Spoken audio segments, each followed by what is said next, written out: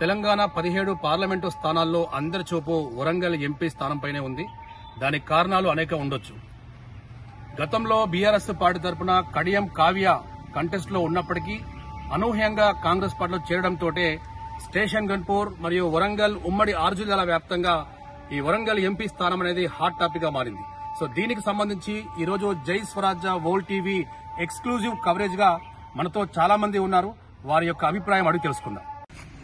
Sir, ఇప్పుడు వరంగల్ ఎంపీగా కడియం కావ్య గారికి బీఆర్ఎస్ పార్టీ తరఫున టికెట్ కేటాయించారు. కొంతకాలం పాటు క్యాంపెయిన్ కూడా చేశారు. సో ఈ మధ్య కాలంలో అనూహ్యంగా బీఆర్ఎస్ పార్టీపై కొన్ని ఆరోపణలు చేస్తూ కాంగ్రెస్ పార్టీలో చేరారు. కాంగ్రెస్ పార్టీ తరఫున టికెట్ కూడా పొందారు. సో దీనిపై మీరేమంటారు? డాక్టర్ కడియం కావ్య గారికి టీఆర్ఎస్ టికెట్ ఇచ్చిన మాట వాస్తవమే. టీఆర్ఎస్ టికెట్ ఇచ్చిన తర్వాత అక్కడ ఎవరు గత్యంతరం లేని పరిస్థితుల్లో వాళ్ళకి టీఆర్ఎస్ టికెట్ ఇచ్చింది తప్ప వాళ్ళేమో పిలిచి మేము అడుగుతానేమో టికెట్ ఇవ్వలేదు. వాళ్ళకి ఎవరు గత్యంతరం లేక టికెట్ ఇచ్చిన తర్వాత టీఆర్ఎస్ పార్టీ గతంలో చేసిన భాగవతాలు కుంభకోణాలని మొత్తం బయటకు వచ్చినాయి. బయటకు వచ్చిన తర్వాత ఇక్కడ ఉన్న క్యాడర్ మొత్తం వెళ్లిపోయిండ్లు.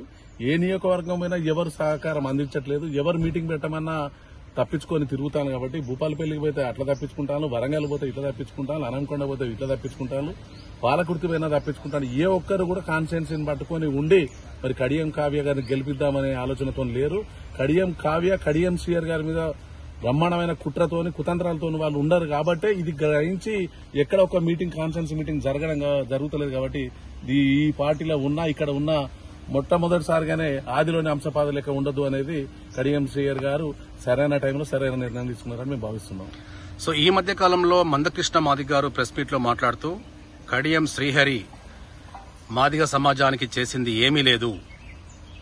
సో కడియం శ్రీహరి ఓటమి లక్ష్యంగా ముందుకు పోవాలి, బీజేపీ పార్టీకే ఓటే అని చెప్పాడు. కడియం శ్రీహరి గారి మీద ఈ రోజు కాదు ఆయన మాట్లాడింది.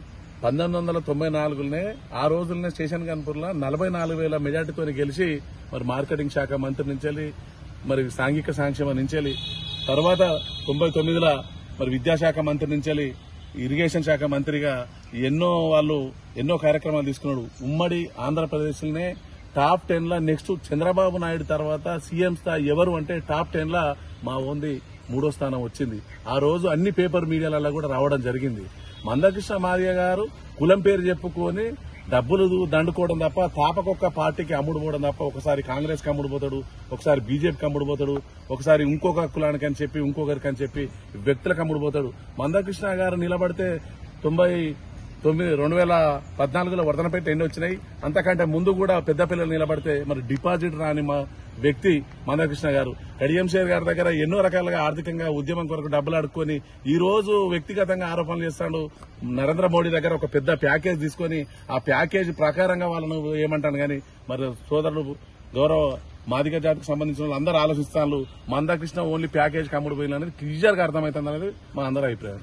సార్, నిన్న బీఆర్ఎస్ పార్టీ వాళ్ళు మీటింగ్ కండక్ట్ చేశారు. ఆ మీటింగ్ లో ఎర్రబెల్లి దయాకర్ రావు గారు మాట్లాడుతూ గతంలో ఎన్టీఆర్ కి నేను రిక్వెస్ట్ చేస్తేనే కడియం శ్రీహరికి టికెట్ ఇచ్చిర్రు. ఈ రోజు కడియం శ్రీహరి స్వార్థ రాజకీయాల కోసం కాంగ్రెస్ పార్టీలో చేరిరు. కడియం కావ్య ఓటమి లక్ష్యంతోటే బీఆర్ఎస్ పార్టీ పనిచేయబోతుందని చెప్పారు. దీనిపై మీరేమంటారు? ఎర్రబెల్లి దయాకర్ రావు గారు 1994లో కడియం శ్రీహరి గారు దయాకర్ రావు గారు ఒకటేసారి గెలవడం జరిగింది. కడియం శ్రీహరి గారు ఎర్రబెల్లి దయాకర్ రావు గారు 94లో ఒకటేసారి గెలవడం జరిగింది. ఆయన ఎన్నోసార్లు మంత్రి పదవి కొరకు ప్రయత్నం చేస్తే 94లో కడియం శ్రీహరి గారికే వచ్చింది. తర్వాత 95లో కడియం శ్రీహరి గారు చంద్రబాబు నాయుడు ఉన్నప్పుడు కూడా ఒకరికే వచ్చింది. ఉమ్మడి జిల్లాను శాసించింది కడియం శ్రీహరి గారు. 99లో దయాకర్ రావు గారు కడియం శ్రీహరి ఓడిపోవాలని కుట్ర చేసినా కాలేదు. కొంతమంది వెన్నుపోటుదారులతో 99లో నీ ఎక్కడి నుంచి వచ్చి ఇక్కడ పోటీ చేస్తానమనే ప్రయత్నం చేసినా కూడా కడియం శ్రీహరి గారు విజయం సాధించి మరి అప్పుడు కూడా విద్యాశాఖ మంత్రిగా ఇరిగేషన్ శాఖ మంత్రిగా సేవలు అందించాడు. మరి దయాకర్ రావు నీకు అంత తెలివి ఉంటే కడియం శ్రీహరి టికెట్ ఇప్పించింది అన్నావు. నీ తెలియకలు అనుకుంటే నీకు ఒక్కసారి కూడా మంత్రి పదవి అవకాశం రాలే. కొంచెమన్నా ఏం అనిపిస్తలేదా? నువ్వు చంద్రబాబు నాయుడుకు తెలుగుదేశం పార్టీకి వెన్నుపోటు పొడిచిన దొంగవు. తెలుగుదేశం పార్టీని ఉమ్మడిగా తీసుకొచ్చి 14 మంది 16 మంది ఎమ్మెల్యేలను తీసుకొచ్చి ఇదే రేవంత్ రెడ్డిని జైల్లో తోలి అదే కేసీఆర్ గారికి అమ్మిన మాట. నీకంటే దొంగెవలు ఉన్నారు ఎర్రబెల్లి దయాకర్ రావు. నీకంటే నువ్వు ఎంతమందిని ముంచినవో నీ నియోజకవర్గ ప్రజలు నీకు చెప్పిండ్రు.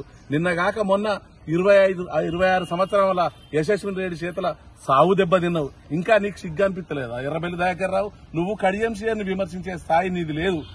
నీ రాజకీయ విలువలేందో అందరికి తెలియదా? కడియం కంటే నువ్వు గొప్ప, నువ్వు ఎప్పుడు కాలేవు కూడా. ఇది ఇప్పటికి ఇంతటితో నువ్వు ముగించుకుంటే మంచిది. సో కడియం కావ్యకు సీట్ వచ్చిందంటే బీఆర్ఎస్ పార్టీ గెలిచినట్టే అని బీఆర్ఎస్ శ్రేణులు అంటున్నారు. కడియం కావ్యకు టికెట్ వచ్చుడు నిజం. రేవంత్ రెడ్డి సహకారంతో, ఏఐసీసీ వాళ్ళ పెద్దల సహకారంతో, కడియం శ్రీహరి గారి సహకారంతో స్టేషన్ కన్పూర్ ఉన్న ఉమ్మడి ప్రజలు, గతంలో ఉన్న కాంగ్రెస్ పార్టీ వాళ్ళు కానీ ఇప్పుడు మేము పోయి జాయిన్ అయిన వాళ్ళందరి తరఫున స్టేషన్ కన్పూర్ నుంచి 1,00,000 ఓట్ల మెజారిటీతో మేము గెలుస్తాం. మొన్న 2023లో కూడా మేము గెలిచే సీటే. 1,00,000 ఓట్లు పోయేది ఓన్లీ టీఆర్ఎస్ కారు గుర్తు చేయబట్టే మా మెజారిటీ తగ్గింది తప్ప నీ కడియం శ్రీహరి ఇమేజ్ ఇక్కడున్న మా కార్యకర్తలు గ్రామాలల్లో పాత కడియం శ్రీహరిని గుర్తు చేసుకున్న ఒక్కొక్క ఓటుతోని మేము సాగు తప్పి కన్నులొట్టపోయి మేము గెలవడం జరిగింది తప్ప అదే టైంలో ఇప్పుడు చూస్తాం మా దమ్మేందో. నువ్వు స్టేషన్ కన్పూర్లా మా మెజార్టీ తగ్గుతుందా? నువ్వు ఇన్ఛార్జ్ తీసుకో ఎర్రబెల్లి దయాకర్ రావు. మాకొత్తదా మెజార్టీ నీకొత్తదా? అప్పుడు మాట్లాడు ఎర్రబెల్లి దయాకర్ రావు.